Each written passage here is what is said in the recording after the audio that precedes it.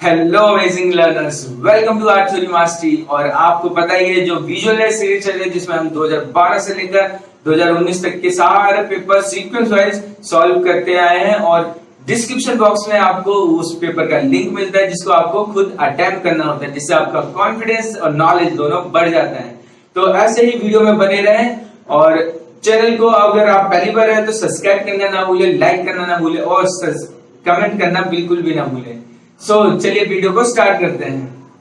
Hello everyone, this is Keshav और आप सभी का इस सीरीज में जिसमें हम नेट के पेपर सॉर्ट आउट करेंगे अच्छे से डिटेल में, इसमें आपका स्वागत है। और आज हम करेंगे अगस्त महीने का 2016 का पेपर और पेपर 2 से हम स्टार्ट करते हैं जो विजुअल आर्ट का है। तो पहला क्वेश्चन है कि etching is a process not used in. देखिए जो एचिंग का प्रोसेस है ना, इस पे हम बात कर लेते हैं अच्छे से कि एचिंग होती क्या है और ये बनी क्यों। ठीक है, तो ये बेसिकली स्टार्ट हो यानी हमारी कई सभ्यताएं हुई, जैसे मेसोपोटामिया या एशियन सभ्यता या मिनियन, यानी काफ़ी जितनी भी सभ्यता थी उन्होंने जब तांबे कॉपर इनका यूज़ किया तो उन पे थोड़ी सी इंग्रेविंग करते थे वो, है ना, निडल से किसी से भी। ठीक है, तो एचिंग में ही ऐसे होता है, पहले हम निडल यूज़ करते हैं। निडल यूज़ करने के बाद जब देखिए प्लेट होती है मेटल की प्लेट पे होता है थोड़ा सा ग्राउंड वैक्स होता है, वैक्स, तो उसको निडल की सहायता से थोड़ा खुरेचा जाता है, आर्टिस्ट अपनी इमेज बनाता है। फिर उसके बाद उससे एसिड, उस प्लेट को एसिड के जो बाथ टब होते हैं उसमें यानी हिलाया जाता है, अच्छे से डुबाया जाता है, जिससे जो निडल वाली कार्विंग होती है वो और ज़्यादा बाइट होती है, एच होती है। ठीक है, इसी पूरे प्रोसेस को एचिंग कहते हैं। और ये एचिंग का संबंध है डेनियल हॉपर से। डेनियल हॉपर, ठीक है, डेनियल हॉपर जिसने यानी सबसे पहले स्टार्ट किया था और इसके एचिंग के सबसे पहले प्रिंट एल्बर्ट ड्यूरर ने बनाए। ठीक है, एल्बर्ट ड्यूरर। और जैसे कि मैंने आपको बता दिया बाइट क्या होती है। बाइट होती है जब एसिड में हम प्लेट को यानी डालते हैं और निडल वाला हिस्सा एसिड में और गहरा हो जाता है, मेटल प्लेट का जो हिस्सा होता है वो और गहरा हो जाता है, जिसे बाइट कहते हैं। ठीक है, जैसे आपने पता चल गया कि एचिंग क्या होती है। तो एचिंग एक केमिकल प्रोसेस है, ठीक है, जिसमें एसिड वैसिड भी यूज़ होता है।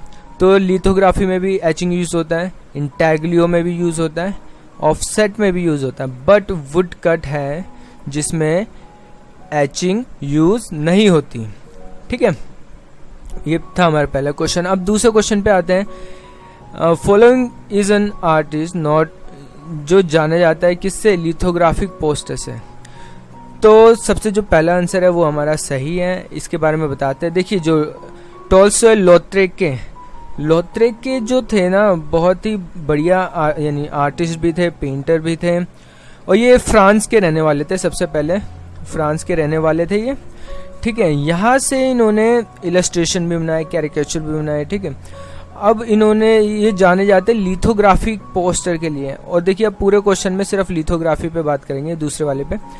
लिथोग्राफी पोस्टर के लिए जाना जाता है टॉल्स्टॉय लोत्रेक के। और इसका एक फेमस पोस्टर मैं यहीं पे बता देता हूँ आपको, एक है मौलिन रोज करके, आप नेट पे भी सर्च कर लेना मौलिन रोज, जिसमें एक औरत आपको मिलेगी जो अपना घाघरा उठा के यानी डांस वांस कर रही है समथिंग।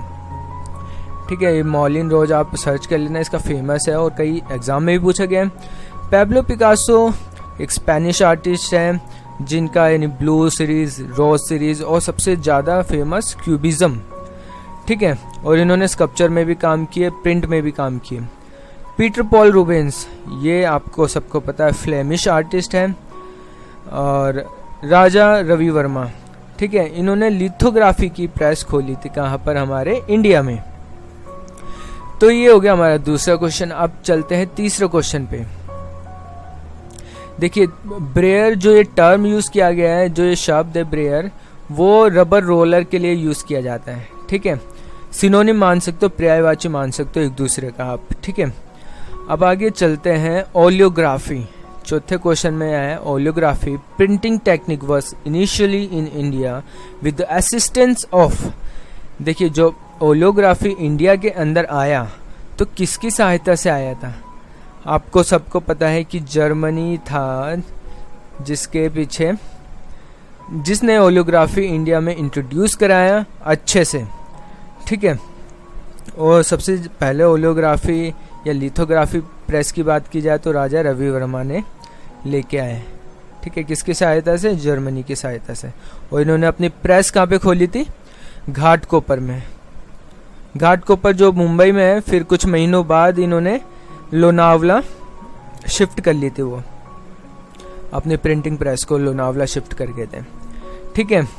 तो देखिए, आप एक क्वेश्चन से कम 3 या 4 जानकारी लेके जाने वाले हो इस पूरी सीरीज को देखोगे तो। और अब आगे चलते हैं, आगे 5वें क्वेश्चन पे बात करते हैं। Which group of artist work in new media?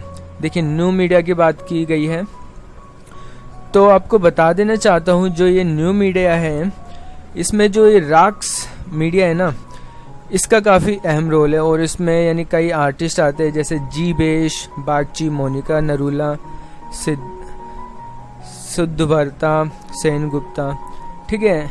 तो ये न्यू मीडियम पे काम करते हैं, इसलिए इन्हें न्यू मीडिया के लिए कहा गया है, जो आर्टिस्ट काम करते हैं। और जैसे कि आप जानते हो, प्रोग्रेस आर्टिस्ट ग्रुप जो 1947 में बना था, जिसके यानी फाउंडर थे यानी 6 आर्टिस्ट, जिसमें से आरा, रजा, के चारा, सूजा, न्यूटन सूजा, ऐसे यानी 6 आर्टिस्ट थे जो फाउंड किया था इन्होंने प्रोग्रेसिव आर्ट ग्रुप, जिसको पैग से भी जाना जाता है, ठीक है। और ये जो दिल्ली शिल्प चक्र है, ये 1947 के बाद जब 49 में इसकी फर्स्ट एग्जीबिशन हुई थी। अब आगे चलते हैं। कलकत्ता आर्टिस्ट ग्रुप, ये 1943 में फॉर्म हुआ था। 6ठे क्वेश्चन पे आते हैं, हिंडोला महल।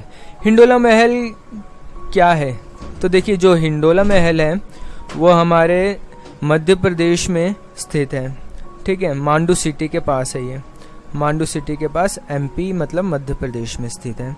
और इसको जाना जाता है large meeting hall, large meeting hall या दरबार के नाम से। तो दरबार और लार्ज मीटिंग हॉल से कौन सा आ रहा है हमारा ऑप्शन? ऑडियंस हॉल, ठीक है। 7वां question, sculpture of Gandhara school of art are carved out of which stone? किस पत्थर में गंधार स्कूल, गंधार जो स्कूल शैली थी उसके बनाए गए? तो गंधार स्कूल का मैं बता देना चाहता हूँ, जो कनिष्क था, जो गंधार शैली का राजा था, और यहाँ पे कुषाण साम्राज्य हुए, ठीक है। कुषाण साम्राज्य में कनिष्क जो राजा थे वो उन्होंने गंधार स्कूल ओपन किए। और जो ये ग्रे सिस्ट मतलब जो सलेटी पत्थर थे, इसकी कई सारी मूर्ति बनी कहाँ पर? गंधार स्कूल में।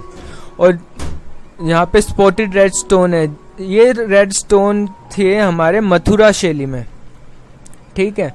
कुषाण शैली का ही पार्ट है।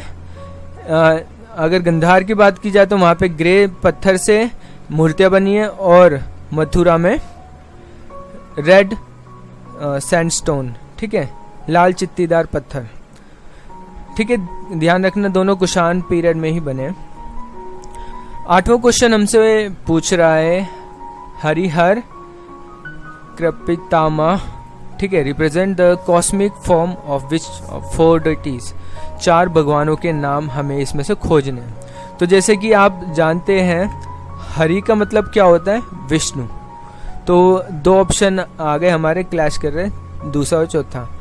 हरि के बाद आता है हर, हम कहते हैं ना हर हर महादेव, तो विष्णु के बाद शिवा, तो दोनों ऑप्शन में भी शिवा है।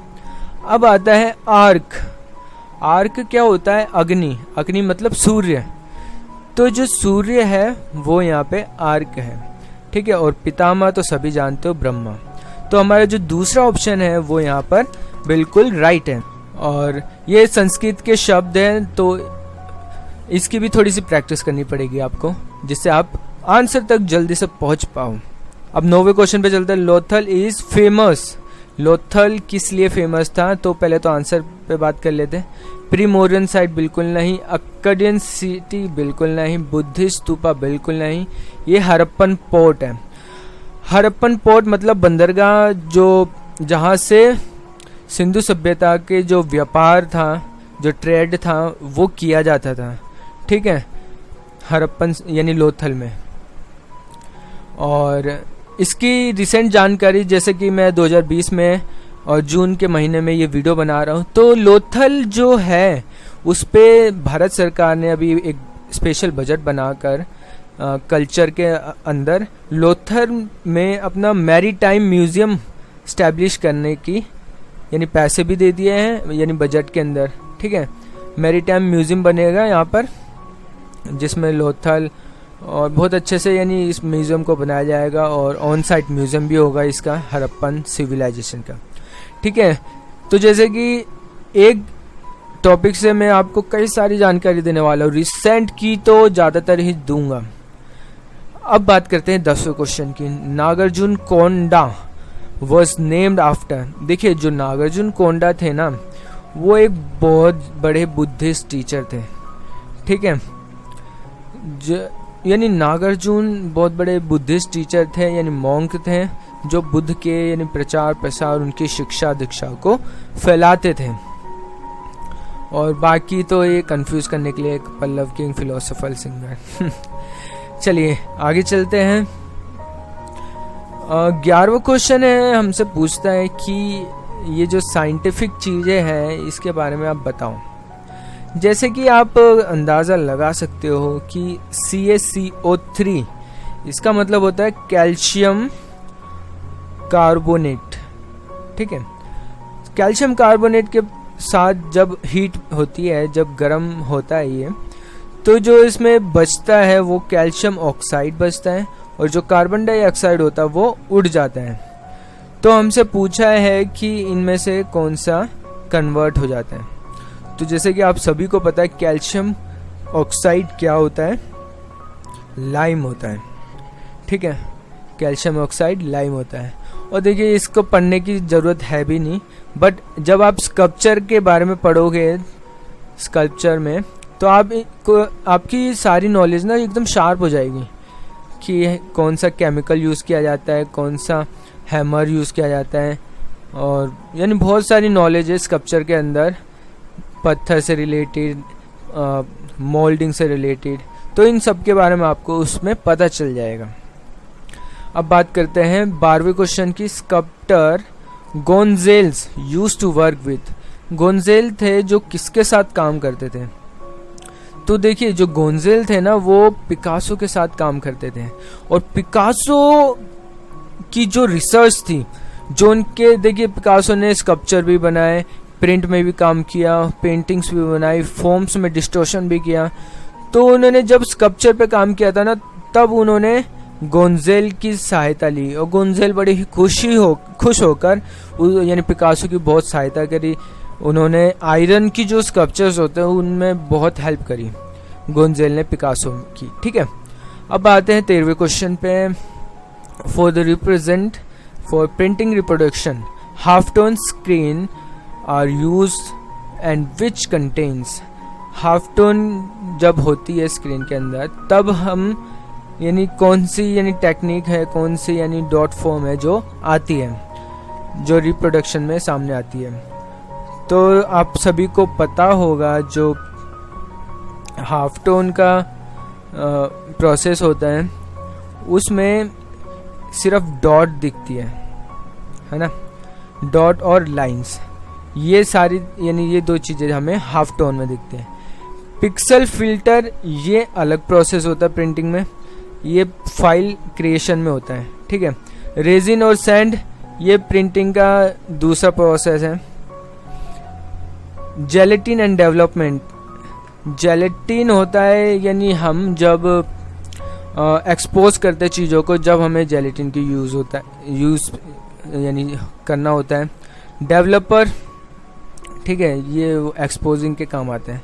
बट जो हमारा हाफ टोन रिप्रोडक्शन होता है वो डॉट और लाइंस में होता है। 14वें क्वेश्चन पे आते हैं। Branding and position are highly felt to be required in a competitive and globalized market for selling a product or service with a देखिए जो ब्रांडिंग होती है वो पोजीशन के लिए बहुत ज़्यादा फील की जाती है, तो सही बात है। कॉम्पिटिटिव एंड ग्लोबल मार्केट, जैसे कि मार्केट में बहुत सारा कंपटीशन होता है already for selling a product और सर्विस विद देम, तो हमें जो डिस्टिंक्टिव यूनिकनेस है वो ब्रांडिंग की पहचाननी चाहिए टू प्रमोट आवर प्रोडक्ट। ठीक है, अब चलते हैं 15वें क्वेश्चन पे। What is the highest honour award in field of creative advertising? Highest award जो क्रिएटिव एडवर्टाइजिंग में मिलता है इसमें हॉल ऑफ द फ्रेम है। तो ये देखिए 2016 का पेपर है, तो 2016 में हाईएस्ट इसी को माना जाता था, बट अब जब 2020 चल रहा है तो आजकल वन शो है और लायन कैनस है, कैनिस लायन है, बहुत यानी बड़े बड़े आ चुके हैं मार्केट में, है ना, जिसको बहुत अच्छा माना जाता है और इसमें यानी अवार्ड मिलना तो बहुत ही यानी उम्दा चीज़ हो जाती है। वन शो में क्या होता है, पेंसिल मिलती है golden bronze something. Cannes lion में क्या होता है, आपको यानी शील्ड मिलती है अच्छे से और आपकी एजेंसी को अच्छा से प्रमोशन भी मिलता है इसमें। 16वां question, Helvetica is a widely use sans serif typeface develop in 1957 by Swiss typeface designer. देखिए जो हेलवेटिका है जो आज तक यूज की जाती है, बहुत अच्छा फॉन्ट है, जिसको स्विस जो टाइपफेस डिजाइनर थे उनके द्वारा निर्माण किया गया, क्रिएट किया गया। तो उसका नाम बताना है हमें कि वो कौन थे। मैक्स मेडिंगर, जिन्होंने 1957 में हेलवेटिका की खोज करी यानी बनाया, उसे क्रिएट किया। मैक्स मेडिंगर के साथ एडवर्ड हॉफमैन भी थे जिन्होंने हेलवेटिका को क्रिएट किया था। ठीक है, नेक्स्ट एग्जाम में शायद इसका नाम देके पूछ सकता है आपसे ऑप्शन में, तो आप रेडी रहिएगा। हेलवेटिका 1957 में मैक्स मेडिंगर के द्वारा और एडवर्ड हॉफमैन के द्वारा क्रिएट किया गया। जो सेंस सेरिफ है, ध्यान रखना, सेरिफ अलग होता है, जिसके यानी किनारे निकले होते हैं वो सेरिफ होता है और जिसके किनारे नहीं निकले होते हैं वो सेंस सेरिफ। तो हमारा हेलवेटिका सेंस सेरिफ में आता है। 17वें क्वेश्चन पे आते हैं, which one of this is not a style of Kalamkari art? Kalamkari art क्या होती है पहले ये जान लीजिए। कलमकारी आर्ट होती है हैंड पेंटिंग, ठीक है, जो कहाँ पे बनती थी, दीवारों पर, विथ ब्लॉक प्रिंटेड, जो कॉटन से या शानदार कॉटन की सहायता से बनाई जाती थी। और ये आंध्र प्रदेश, ठीक है, जो वहाँ की रीजनल, वहाँ की लोकल आर्ट में आती है कलमकारी। और आंध्र प्रदेश और कई हिस्से तेलंगाना के भी हैं। और यहाँ पर हमें यानी इसके कई सारे फॉर्म्स मिलते हैं, कई सारे फॉर्म्स, जिनमें से जो नहीं है उस पर बात कर लेते हैं। जो कांचनीपुरम, ये वाला जो स्टाइल है वो इसके अंदर नहीं आता, ठीक है, कलमकारी में। और बाकी तीनों आते हैं, मसूलीपट्टनम, सरी कालाहस्ती और कारापर। कारापर ज़्यादा यूज़ किया जाता है, ठीक है। ये कलमकारी आपको पता होगा, ये आंध्र प्रदेश की जो रीजनल कलमकारी है, इसको यहाँ के ट्राइब के लोग ज़्यादा किया करते हैं, ठीक है। अब चलते हैं 18वें क्वेश्चन पे। 18वां question, name the 2 Persian painter who were brought to the Mughal court by Humayun. जैसे कि बहुत सिंपल क्वेश्चन है कि हुमायूं द्वारा किन 2 पर्शियन पेंटर्स को लाया गया। मंसूर, जैसे कि आपको पता है जहांगीर के समय में का है, अबुल हसन अकबर के, महमूद और मंसूर ये दोनों नहीं थे हुमायूं के समय में। मीर सैयद अली और अब्दुसम्मद, मीर सैयद अली और अब्दुसम्मद को कौन लेके आया था? हुमायूं लेके आया था। कहाँ से? यानी पर्शियन से लेके आया था। और मीर सैयद अली के यानी बाद में इसके निकनेम भी निकाले गए, अब्बू सम्मद के निकनेम निकाले गए। मीर सैयद अली को कहा गया मीर सैयद अली जुदाई, ठीक है। और अब्बू सम्मद को शिराजी की उपाधि दी गई, ठीक है, शिराजी और अब्बू सम्मद। और बिहजाद आया था बाबर के समय। अब 19वें क्वेश्चन पे बात करते हैं। 19वें क्वेश्चन बोलता है cangiante is a canonical painting mode of, कहाँ का पेंटिंग मोड था? रेनेसांस आर्ट का। देखिए कैंजांटे क्या होता है आपके लिए जानना बहुत ज़रूरी है। कैंजांटे एक फॉर्म होता है, यानी एक आर्टिस्टिक स्टाइल जिसमें वो पेंटिंग क्या करते। तो कैंजांटे स्टाइल में किसने पेंटिंग करी? माइकल एंजेलो ने। ठीक है, माइकल एंजेलो ने पेंटिंग करी इसमें, और इसका यानी था जो मेन मकसद था कि कम पिगमेंट में अच्छे से टोन वोन वेरिएशन निकालना। ठीक है, और रेनेसांस में ये 4 फेमस थे। एक तो कैंजांटे था, दूसरा था हमारा चिरोस्क्यूरो था, और तीसरा था हमारा स्फूमेटो।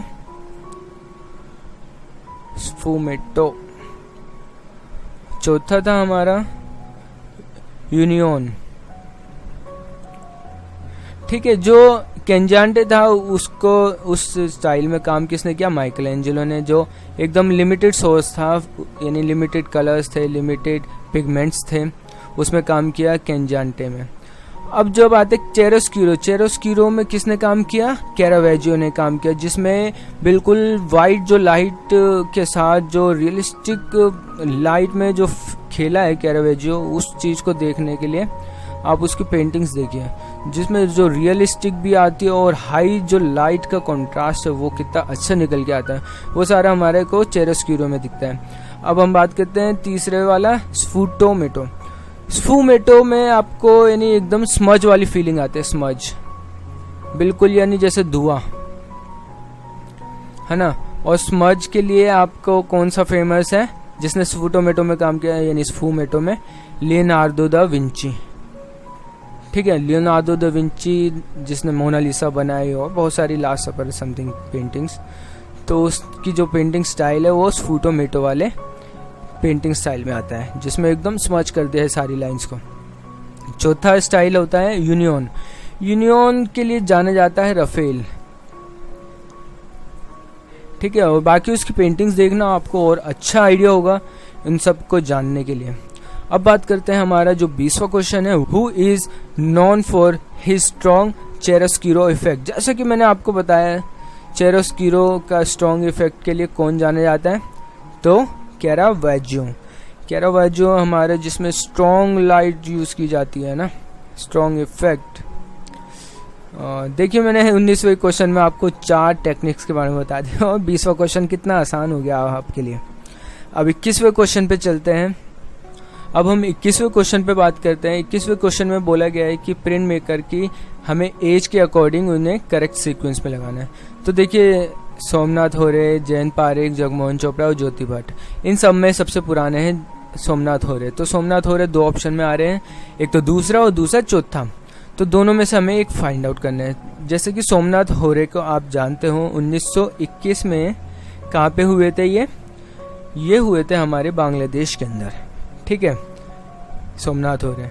इसके बाद आते हैं हमारे ज्योति भट्ट। यहाँ पे जगमोहन चोपड़ा, तो ये वाला ऑप्शन नहीं हो गया। ज्योति भट्ट का जो जन्म है वो कहाँ पर हुआ था? 1934 में इनका जन्म हुआ और गुजरात के अंदर हुआ। ठीक है, उसके बाद आते हैं जगमोहन चोपड़ा का जन्म हुआ 1935 में, और इनका जन्म कहाँ पर हुआ? तो लाहौर में हुआ, मतलब पाकिस्तान में। जयंत पारेख का जन्म हुआ गुजरात में, और 1940 में इनका जन्म हुआ गुजरात के अंदर। ठीक है, जब भी आप ऐसी चीज़ें करो तो उनकी डेट और उनका स्थान जरूर लिख लीजिएगा, और अपने नोट्स बनाते रहिए, जिससे आपको ये बेनिफिट्स ज़्यादा से ज़्यादा मिलता रहे। जिसमें सोमनाथ होरे का आपने सिर्फ डेट ऑफ बर्थ और कहाँ पे बर्थ प्लेस है, ये 3 चीज़ें जान ली, और जिससे आपके यानी आने वाले क्वेश्चन और ज़्यादा आसान हो जाते हैं। नेक्स्ट क्वेश्चन है हमारा, choose the correct historical order of printing. देखिए प्रिंटिंग में जैसे जैसे यानी मॉन्यूमेंट्स आए, न्यू टेक्निक्स आई, तो उन्हें हमें सीरीज में लगाना है। तो जैसे कि वुड कट सबसे पहले कहाँ पे आया? 220 में आया वुड कट, चाइना के अंदर। ठीक है, और वुड कट में यहाँ पे भी है, तो हमें दोनों को कंसिडर करना है। फिर आगे लिथोग्राफी। हाँ, लिथोग्राफी का जो आविष्कार है वो 1796 में कहाँ पर हुआ और किसके द्वारा हुआ, बहुत ज़रूरी है जानना। ये हमारा सेंसेल्डर ने किया था, ठीक है, जर्मन में। ज़ीरोग्राफी आपको जैसे पता ही होगा, जेरोक्स जिसे कहते थे, तो इसका आविष्कार कब हुआ, 1938 में।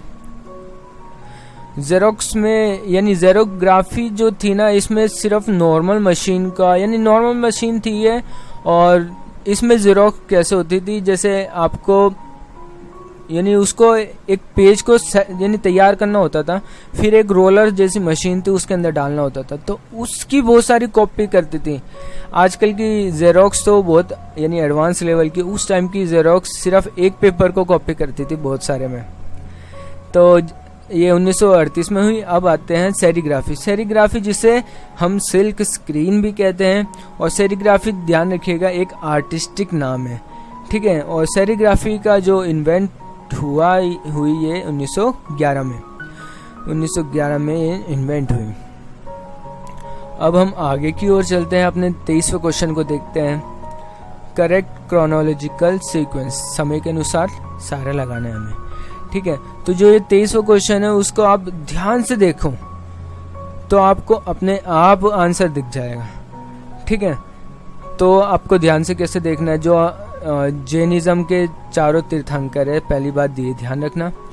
महावीर थे 24वें तीर्थंकर, और सबसे पहले तीर्थंकर कौन थे, ऋषभनाथ। तो पहले तीर्थंकर थे ऋषभनाथ, और अंतिम तीर्थंकर थे महावीर स्वामी। तो जो ये 23वां क्वेश्चन है इसका जो आंसर होगा वो हमारा पहला होगा, जिसमें ऋषभनाथ सबसे पहले आ गए हमारे तीर्थंकर, फिर अंतिम और 24वें तीर्थंकर महावीर, ठीक है। इसमें ऋषभनाथ थे पहले पर महावीर लास्ट में नहीं थे। तो हम इसको इस अप्रोच से अपना क्वेश्चन कर सकते हैं। और अगर आपको सारा पता होगा तो जो अजीत नाथ थे ये भी 22वें या 23वें थे, पार्श्वनाथ 23वें थे, ठीक है। अजीत नाथ का देखना पड़ेगा। तो आपको ये चीज़ ध्यान रखनी है, जैन तीर्थंकर, जैसे कि जैन के बारे में पता यानी क्वेश्चन आया ही है, तो थोड़ा सा जैन धर्म के बारे में हम जान लेते हैं। जैन धर्म में क्या होता है, यानी 2 हिस्सों में बटाई है, श्वेतांबर और दिगंबर। इसके पीछे भी एक हिस्ट्री है, तो मैं नहीं समझता कि आपको जानने की ज़रूरत है। श्वेतांबर थोड़े से यानी दिगंबर और श्वेतांबर मतलब श्वेत कपड़े वाले यानी सफ़ेद कपड़े, और दिगंबर मतलब जो बिल्कुल न्यूड होते हैं, ठीक है। ये 2 डिफरेंस जान लीजिएगा। 24वां क्वेश्चन हमसे पूछता है कि रिवर्स क्रोनोलॉजिकल ऑर्डर, मतलब जो समय के अनुसार नहीं चलना, समय के विपरीत चलना है, ठीक है। जो सबसे लास्ट में हुआ वो उसको लास्ट में लगाना है। तो हमारा जो एक एक करके हम अप्रोच को समझेंगे और जानेंगे, ठीक है। तो सबसे पहले हमारा आएगा बाघ की जो गुफा है ना, वो 4th से 5th सेंचुरी के बीच में निर्मित हुई है, बनी है, ठीक है। और फिर आती है हमारी भाजा गुफा का जो हमारा समय पीरियड है भाजा गुफा का, वो 2nd सेंचुरी BC का है, 2nd सेंचुरी BC, ठीक है। और जैसे कि आपको पता है कि अशोक के समय में ही इसका यानी निर्माण वगैरह हुआ। लोमेश ऋषि की जो गुफाएं हैं हमारी, उसमें हमें ये जानने को मिलता है, जैसे कि आपने उसका शेप देखा होगा घोड़े की नाल के आकार का, ठीक है। तो ये 3rd सेंचुरी BC की है, ठीक है, लोमेश ऋषि की गुफा। और जैसे कि आपको पता है ये भीमबेटका जिसे प्री हिस्टोरिक केव कहा जाता है, वो 10,000 साल पूर्व की है। तो यानी ये प्री हिस्टोरिक है, तो सबसे पुरानी है। तो ये मैंने एकदम क्रोनोलॉजिकल यानी रिवर्स क्रोनोलॉजिकल ऑर्डर में आपका यानी आंसर बता दिया कि जो आपका आंसर है वो 2nd है। बाघ की गुफा 4th से यानी 4th सेंचुरी से 5th सेंचुरी के बीच में बनी। भाजा गुफा 2nd सेंचुरी BC और लोमेश ऋषि गुफा 3rd सेंचुरी BC। हमारा भीमबेटका जो प्री हिस्टोरिक केव है वो 10,000 ईसा पूर्व से पहले की है। 25वें क्वेश्चन में करेक्ट सीक्वेंस बताना है, जिसमें हमें जो लकून है ये बहुत पुराना है। ये कितना पुराना है, ये यानी 27 AD में बना था समथिंग में, यानी 1506 मान सकते हो आप इसे। 1506 AD में बना। फिर आता हमारा डेविड हमारा कब बना, 1504 में। फिर आता फ्लोरेंस का पिएटा जो 1555 में बना।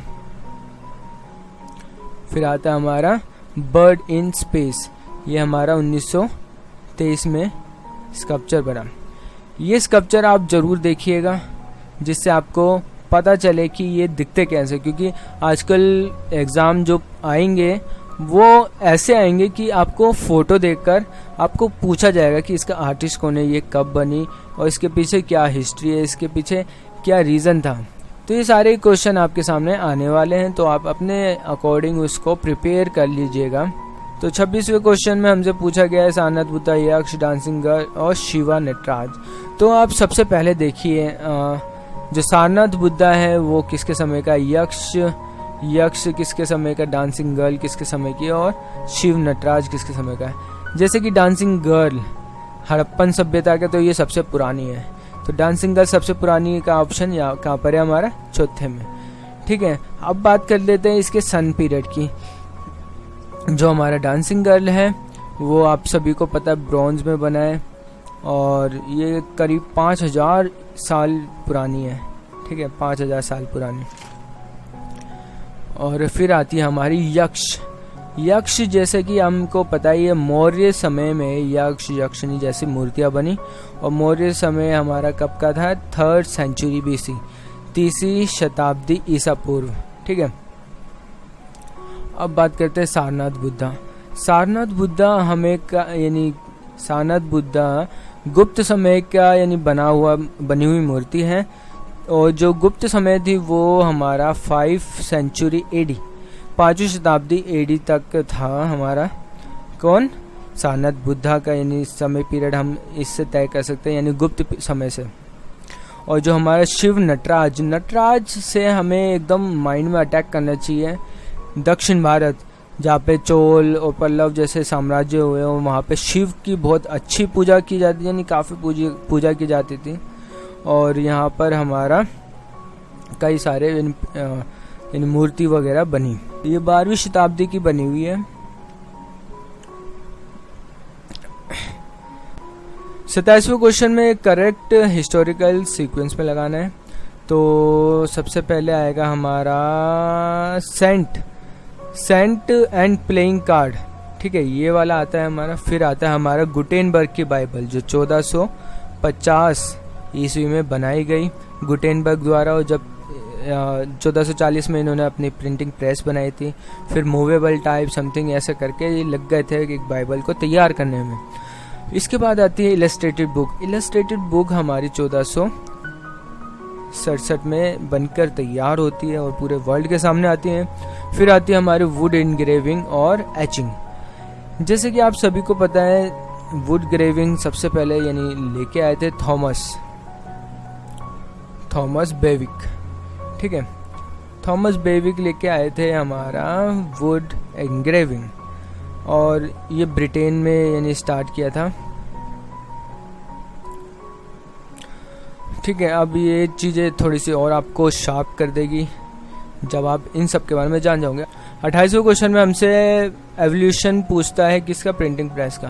तो जैसे कि चारों ऑप्शन को देखना, फिर उसके हिसाब से पुराना कौन है ये देखिए। सबसे पुराना है लेटर प्रेस के बाद, यानी लेटर प्रेस कैसे हुआ, यानी जब गुटेनबर्ग मूवेबल टाइप समथिंग बना रहा था तो लेटर प्रेस खोली उसने, काफ़ी अच्छे से बनाई।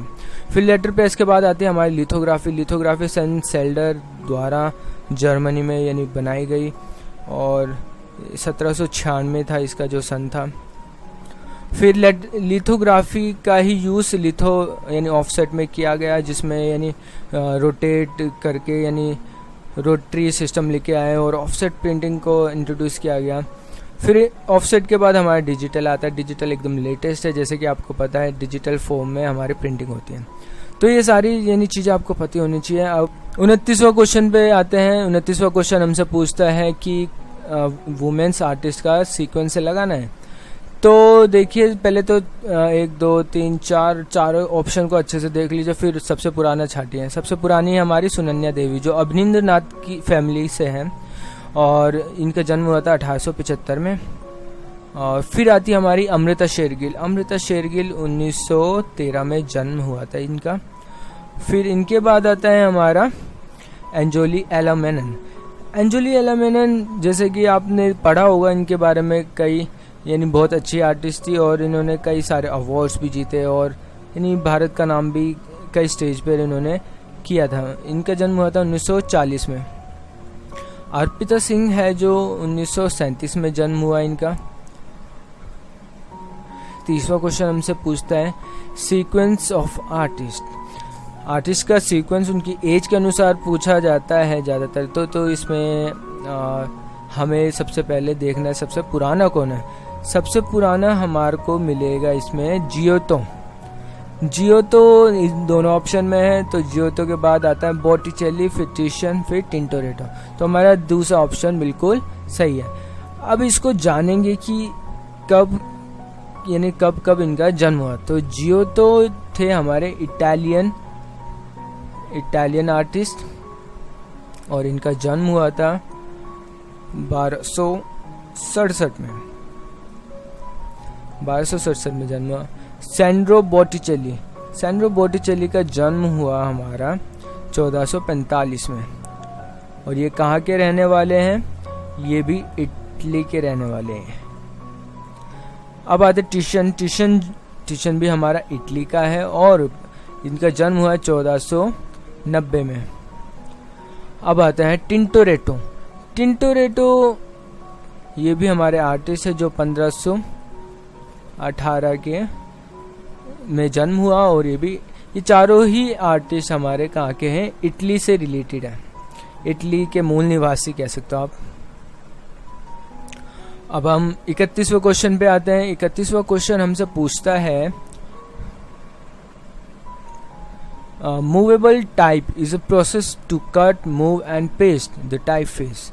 ठीक है, because it is a system of printing typography using movable type faces. तो सबसे पहले हमें ध्यान से पढ़ना पड़ेगा क्योंकि एक एक शब्द कीमती है हमारे लिए। ठीक है, तो movable type is a process to cut, move, paste नहीं होता, ध्यान रखिएगा। The type face. ठीक है, तो हमारा एरर यहाँ पे निकल गया। तो पहला तो हमारा क्या हो गया? गलत हो गया पहला। Because it is system of printing typography using movable type faces, ये बिल्कुल सही है। तो हमारा जो पहला गलत है is not correct but R is correct. तो हमारा दूसरा जो ऑप्शन है वो बिल्कुल सही हो जाएगा। अब हम 32वें क्वेश्चन पे चलते हैं और थोड़ी सी और जानकारी अपनी और नॉलेज को स्प्रेड करते हैं। 32वां क्वेश्चन पे आते हैं। इन viscosity printing process a multi colour print can be obtain from a single plate. Viscosity की बात की गई है जिसमें प्रिंटिंग प्रोसेस बताया जाता है कि जो मल्टी कलर है can be obtain from a single plate. Single plate से हम ले सकते हैं, सही कह रहे हैं, सिंगल प्लेट से हम ऑब्टेन कलर मल्टी प्लेट बिल्कुल ले सकते हैं। मल्टी कलर प्रिंट तो ले सकते हैं यानी हम विस्कोसिटी में। आपको ना असर्शन कम से कम 2 से 3 बार पढ़ना पड़ेगा क्योंकि इसको समझना बहुत ज़रूरी है क्योंकि एक एक शब्द में बहुत सारे मीनिंग छिपे होते हैं। तो पहला तो हमारा सही है।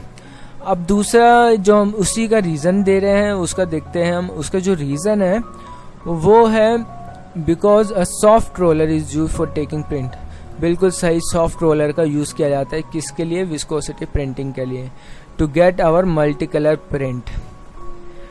ठीक है, तो ये सारी चीज़ें ना आपको ध्यान से देखनी पड़ेगी जब भी हमारा ये भी पहला भी सही है दूसरा भी सही है, तो बोथ आर करेक्ट, ये रहा चौथा। तो अब आगे की ओर चलते हैं थोड़ा सा। Polish is a characteristic feature of modern pillar. बिल्कुल सही है।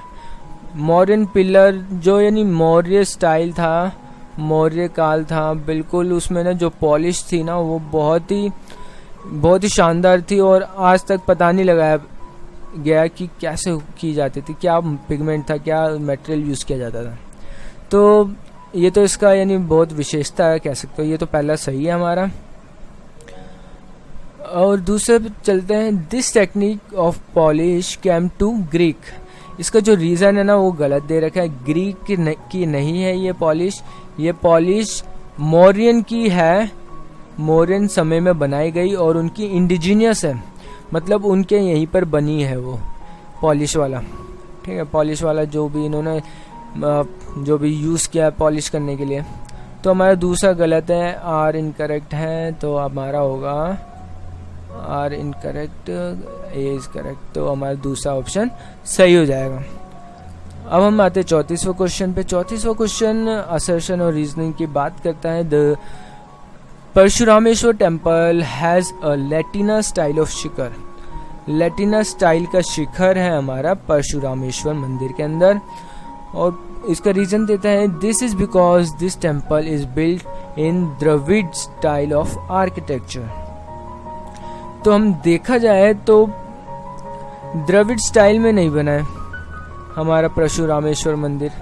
परशुरामेश्वर मंदिर आप अगर गए हो उड़ीसा की साइड, तो एक पूरा ग्रुप है इनका मंदिरों का, जिसमें परशुरामेश्वर और ये सारे ना मंदिर लाइन से हैं।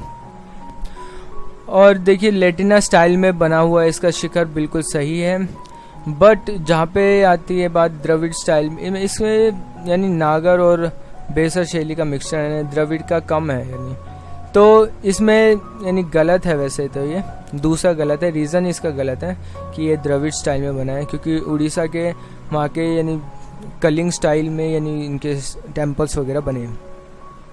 तो हमारा यानी ए सही है और आर इनकरेक्ट, तो दूसरा ऑप्शन हमारा सही हो जाए। 35वां क्वेश्चन पे आते हैं। The art of today is mainly experience through it's visual element. ये एसेशन था, रीज़न है इसका, it is communicate on a philosophical and psychological level also. तो इसमें जो हमारा है ना आज की आर्ट की बात की गई, today's art is mainly experience through the visual element. बिल्कुल विजुअल एलिमेंट के बिना हम आर्ट को नहीं देख पाएंगे सही से। और it communicates on philosophical and psychological, बिल्कुल सही, फिलोसफिकल और साइकोलॉजिकल यानी लेवल पे हमें कम्युनिकेट करना पड़ता है। तो हमारा दोनों सही है, तो दोनों का ये तीसरा ऑप्शन सही हो जाएगा। अब हम 36वें क्वेश्चन पे आते हैं। Ramkinkar's sculpture is characterised by tremendous energy, experience and vitality. देखिए जो रामकिंकर बेस है ना, बहुत ही शानदार स्कल्पटर थे अपने समय के, और इन्होंने यानी आप यकीन नहीं करोगे हर एक मीडियम में काम करने की कोशिश की गई है जो इनके आसपास उपलब्ध था, जैसे कंक्रीट, सीमेंट, जो भी ये कर सकते थे। और ये बहुत ज़्यादा इन्फ्लुएंस थे किससे, संथाल फैमिली, जो वहाँ की लोकल फैमिलीज थी, और बहुत ही शानदार इन्होंने काम किया था उनके साथ। और अगर आप इनके यानी और वर्क्स को देखोगे, हाईलाइट देखोगे, तो इन्होंने एकदम जो नॉर्मल मैन है, जो एकदम बिल्कुल मेहनत करने वाले आदमियों को दिखाया, और बड़े ही एनर्जी के साथ काम करते थे। तो हमारे 36वें का जो रीज़न देखते हैं, because he was saturated with intense love of life. बिल्कुल वो बिल्कुल इंटेंशन थे अपने जीवन के प्रति। तो हमारा जो ए और आर है बिल्कुल करेक्ट है। 37वें क्वेश्चन पे चलते हैं। टॉलस्टॉय लोथ्रेक के Leonetto Cappiello and Milton Glaser transferred poster onto a sort after collectible. जो इन्होंने पोस्टर को सॉर्ट आफ्टर कलेक्टिबल बनाया, because in the art world, poster occupy a middle ground between painting and advertising in magazine and on billboard। तो इसमें जो बात करी गई है बिल्कुल दोनों सही की गई है। जैसे कि आपको पता है लोथ्रे के लिथोग्राफी पोस्टर के लिए फेमस है, लोरेंटो कैपिलो इन्होंने भी कई सारे पोस्टर बनाए, और मिल्टन ग्लेशियर मिल्टन ग्लेशियर एक जो अमेरिकन डिज़ाइनर थे और जिसका यानी आजकल रिसेंट में ही एक बहुत शानदार पोस्टर है जिसमें आई लव NY करके है, आई लव न्यूयॉर्क, ये इन्होंने डिज़ाइन किया था। किसने? मिल्टन ग्लेशियर ने। तो ये अमेरिकन डिज़ाइनर है, तो आपको याद रखना पड़ेगा transform poster into a sort after collectible. और इनके सबके ना पोस्टर बहुत ही यानी कलेक्ट किए हुए हैं और बहुत अच्छे लेवल पे लेके गए हैं ये पोस्टर को, because in art world poster occupy middle ground between painting and advertising in magazine and on billboard. और पोस्टर ने अपनी हर जगह बनाई है। ठीक है, तो हमारा जो 37वें क्वेश्चन का आंसर होगा वो बहुत आर करेक्ट होगा। और देखिए पोस्टर से जो हमारा लंदन सिटी है ना, लंदन के जो अंडरग्राउंड मेट्रो है उस पोस्टर के लिए बहुत फेमस है, क्योंकि वहाँ पे बहुत सारे पोस्टर बने हैं, तो लंदन का फेमस है, ध्यान रखना। Milton Glaser's famous Bob Dylan poster has been describe as psychedelic है। बिल्कुल, जो बॉब डायलन का पोस्टर बनाया था मिल्टन ग्लेशियर ने, वो उसका बाद में नाम क्या पड़ गया? साइकेडेलिक। ठीक है, इसके पीछे जो रीज़न है, because Glaser transform singer Dylan's early mane into a tangle rainbow. इस पोस्टर में क्या किया ना ग्लेशियर ने, जो ये बॉब डायलन थे उनके ना बालों को ना यानी 7 रंग दे दिए रेम्बो कलर के। ठीक है, और इसकी एकदम नॉर्मल एक फ्लैट सरफेस एकदम फ्लैट कलर भर दिया इसके यानी फेस में, और यानी 7 रंग बालों में भर दिए। तो यानी एकदम करेक्टर आ रहा है बॉब डायलन का इसके इस पोस्टर के अंदर, और इसका नाम फिर ये पड़ गया हो काफ़ी सारे यानी जो ये सिंगर था बहुत ज़्यादा फेमस हो गया इस पोस्टर के बाद भी। और मिल्टन ग्लेशियर के जो पोस्टर है, तो आप एक एक पोस्टर देखोगे ना तो बिल्कुल फेमस है और ज़बरदस्त बनाता है ये पोस्टर्स। तो हमारा जो आंसर है बोथ आर करेक्ट, पहला आंसर सही हो जाएगा हमारा।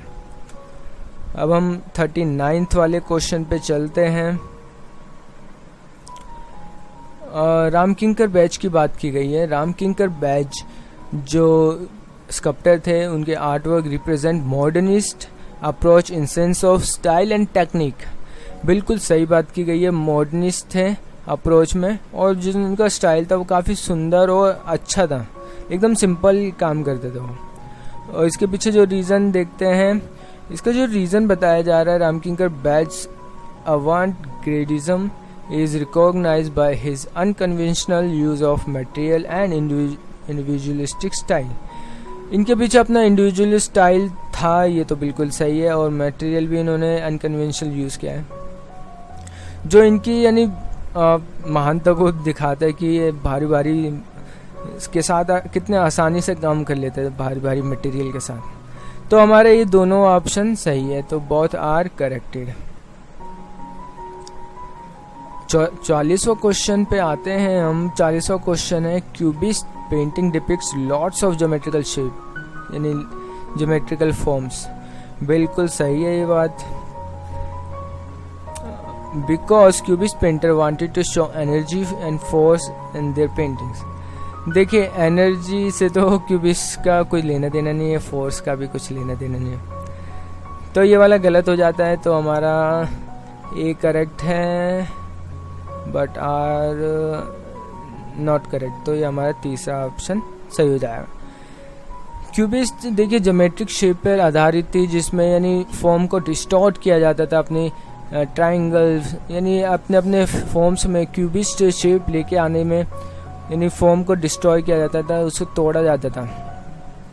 ठीक है, और आप क्यूबिस्ट के ऊपर ना एक यूट्यूब पर वीडियो भी है, अगर आप देखना चाहो तो पिकासो ने कैसे उस फॉर्म पे काम किया है ना, क्यूबिस्ट पे कैसे फॉर्म को तोड़ा है, उस चीज़ को यानी आपको वो समझने में हेल्प मिलेगी।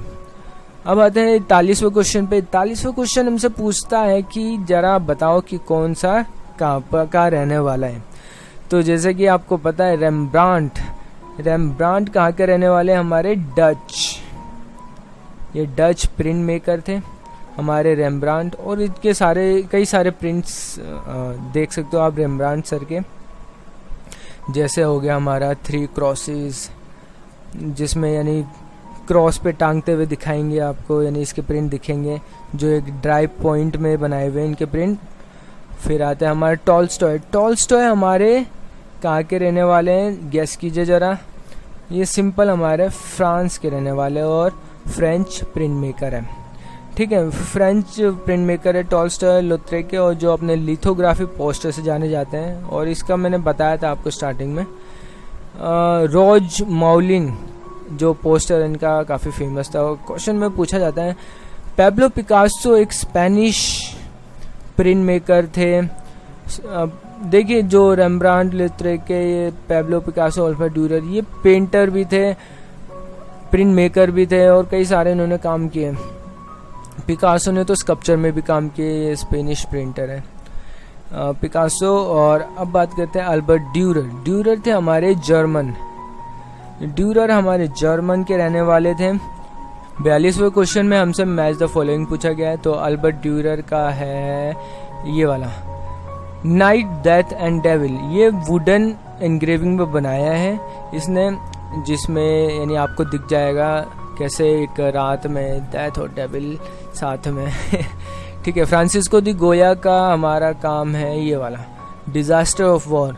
ये डिजास्टर ऑफ वॉर एक प्रिंट सीरीज बनाई थी इसने, किसने, फ्रांसिस्को दी गोया। वही सीरीज वॉर के ऊपर थी, एकदम डार्क कलर, एकदम खून खराबा समथिंग दिखाया। रेम्ब्रांट का हमारा, जैसे कि मैंने स्टार्टिंग में यानी पहले क्वेश्चन में बताया होगा, 3 क्रॉसेस। 3 क्रॉसेस में आपको ये सारा दिख जाएगा, जिसमें 3 यानी दिख जाएंगे आपको सूली पे लटके हुए। और ये ड्राई पॉइंट एचिंग में बनाया था इसने। ड्राई पॉइंट एचिंग में आपको ये प्रिंट देखना, प्रिंट देखोगे तो आपको ज़्यादा यानी नॉलेज तो आपको मिल रही है यहाँ से। प्रिंट देखोगे इसका, यानी इसके पेंटिंग्स देखोगे तो आपको और अच्छी नॉलेज मिल जाएगी, आपकी नॉलेज शार्प हो जाएगी। तो ये लॉथरेके का माउलिन रोज, जैसे कि मैंने बताया माउलिन रोज एक फेमस पोस्टर है लॉथरेके का, जो लिथोग्राफी पोस्टर है। और इस पोस्टर में क्या है, एक घाघरा उठाई हुई लड़की जो डांस कर रही है। 43 क्वेश्चन पे आते हैं, इसके अकॉर्डिंग ये चौथा आंसर है, ठीक है। 43 क्वेश्चन हमसे पूछता है कि नायिका को उसकी डेफिनेशन से मिलाइए। तो अभिसारिका नायिका, अभिसारिका नायिका क्या होता है, जो मिलने गई है अपने पति से या किसी प्रेमी से, ठीक है। वन हु इज रेंड्रोस। प्रोषिता भर्तिका नायिका, तो ये हिंदी में इसका प्रोषित भर्तिका नायिका। तो पोषित भर्तिका नायिका होते हैं जिसका पति कहीं चला गया हो। तो जिसका पति कहीं चला गया हो, ये तीसरा, तो इसका क्या होगा, तीसरा आंसर होगा। One who is husband is away, जिसका पति चला गया हो। अब बात करते हैं विप्रलब्धता नायिका। विप्रलब्धता नायिका क्या होता है, जिसके पति द्वारा धोखा दिया गया हो। जिसको पति द्वारा धोखा दिया गया हो वो है विप्रलब्धता नायिका। तो इसका हो गया पहला। और फिर आते कलहंतरिका नायिका। कलह का मतलब होता है झगड़ा। तो one who is husband is separate by quarrel, जिसकी यानी सेपरेट हो गया हो इसका पति, किसके कारण, झगड़े के कारण। कलह का मतलब झगड़ा होता है, ठीक है। तो ये सारी चीज़ें आपको आनी चाहिए, और जैसे कि आपको पता ही है। 44 वाले क्वेश्चन पे चलते हैं। 44 वाला क्वेश्चन हमसे पूछता है कि डनहांग केव, सिगेरिया, बेंटली सिटी और बोरबुदुर, ये सारी केव कौन से यानी देश में है, हमें पता लगना चाहिए। जैसे कि आपको पता है डोनहोंग केव, ये डोनहोंग कहाँ पे पड़ता है, हमारी केव चाइना के अंदर। सिगेरिया के केव है हमारी श्रीलंका के अंदर, जिसे सुस्ताया हुआ शेर भी कहते हैं सिगेरिया को। बेंटीसेरी हमारी है, बेंटीसेरी इसे बांतेश्री भी कहते हैं। बांतेश्री हमारी कंबोडिया के अंदर पड़ती है। और बोरोबुदुर हमारी इंडोनेशिया के अंदर पड़ती है।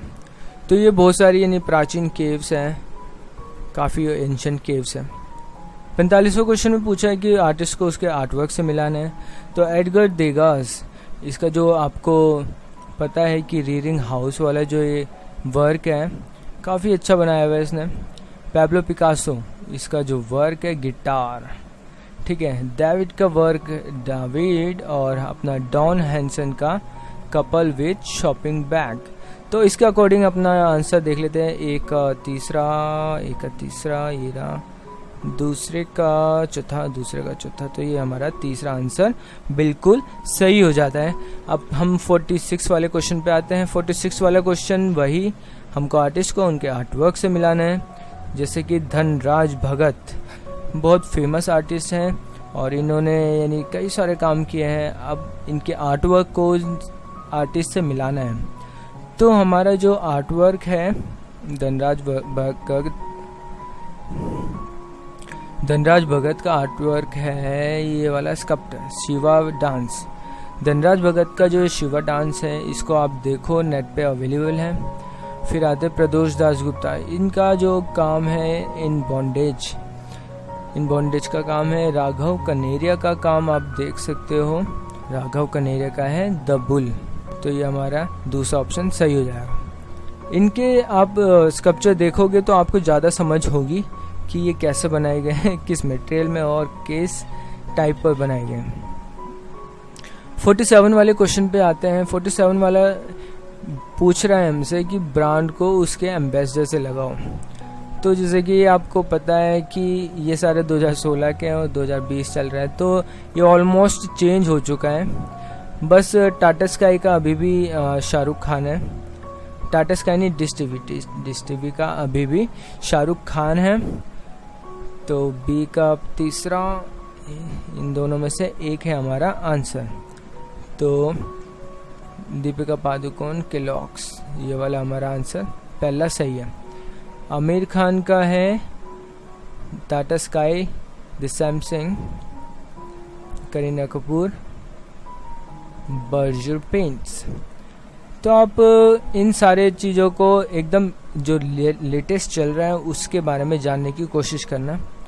ये ओल्ड के बारे में आप जान के कुछ नहीं मिलने वाला, क्योंकि देखो पुराना में तो एक ही टिका पड़ा है, शाहरुख खान। अब हम अगले क्वेश्चन पे आते हैं। अगला क्वेश्चन हमसे पूछता है TV commercial with their respective agency. तो ये देखो, ये सारी एड एजेंसी की न्यूज़ हमें कहाँ पे मिलेगी, हम कहाँ से तैयारी करें इन 2-4 नंबरों की, 5 नंबरों की। तो देखो एक करके है अफेक्स, ठीक है। इस वाली साइट पे जाओ आप, इस पे सारी एड एजेंसी की सारी आपको न्यूज़ मिल जाएगी कि कौन सी एजेंसी में कौन सा डायरेक्टर है, कौन सा यानी ब्रांड प्रमोशन चल रहा है, और सारी फोटोग्राफी वगैरह सब कुछ आपको इस अफेक्स वाली साइट पे मिल जाएगा। ये डेडिकेटेड ही एडवर्टाइजिंग एजेंसी से है। और आपको यानी अवार्ड्स वगैरह देखने तो एड्स ऑफ द वर्ल्ड है, इस पे आपको अवार्ड्स वगैरह मिल जाएंगे कि कौन सी एजेंसी को अवार्ड मिला।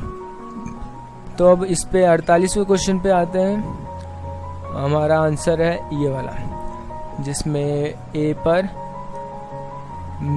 मेडिकोन, जो नेस्कैफे स्टैंडिंग कॉमेडियन है, वो अपना टीवी कमर्शियल मेडिकोन एजेंसी से कराती है। स्नीकर का मक्केन कर रही है। एम्पीरियल ब्लू का ओगिलवी एंड मदर कर रही है। एम्पीरियल ब्लू का अभी भी ओगिलवी मदर में ही यानी चल रहा है, ये अकाउंट गया नहीं यहाँ से। आइडिया नो उल्लू बनाओइंग, तो ये जो नो उल्लू बनाओइंग ये लॉन लिंटास भी अच्छी एजेंसी है। सबसे पहले तो ओगिलवी मदर आती है, फिर लिंटास, फिर एरिक्सन, मेडिकोम। तो ये एजेंसी वगैरह की आपकी न्यूज़ यहाँ पे मिलेगी इस वाली साइट पे। आगे चलते हैं 49th वाले क्वेश्चन को देखते हैं। 49th वाला क्वेश्चन हमसे पूछता है कि आर्टिस्ट और उसके आर्टवर्क से मिलाओ उसे।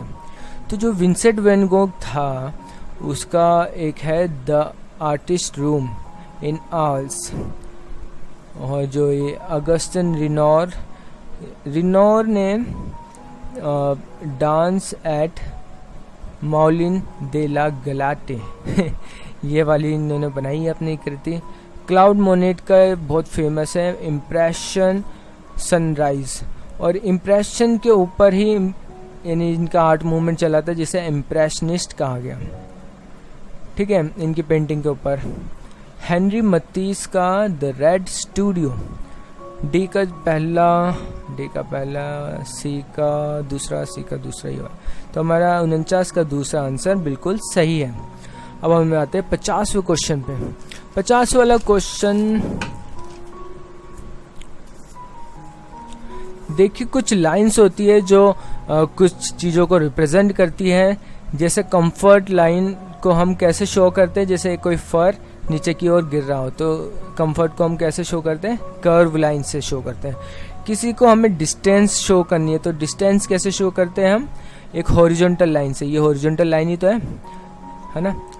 और जैसे हाइट या स्ट्रेंथ है तो उसे हम कैसे करते हैं शो, एक वर्टिकल लाइन से कि उसकी हाइट इतनी है, आपकी इतनी है, ऐसे है ना, वर्टिकल लाइन से। और कभी लोगों में ट्रमोइल, एंजाइटी होती है तो उसको कैसे लाइन से डिनोट किया जाता है, जैग लाइन से।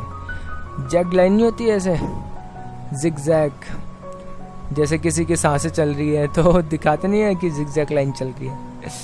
तो ये कुछ लाइंस होती है जो सच में बहुत इम्पैक्टफुल होती है, और अपनी आर्ट फील्ड में तो इनको जानना बहुत आवश्यक है, बहुत ज़्यादा ज़रूरी है।